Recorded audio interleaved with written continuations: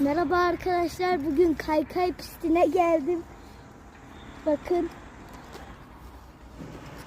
Ama ilk defa geldiğimiz için tedirginiz. Düşmekten korkuyoruz.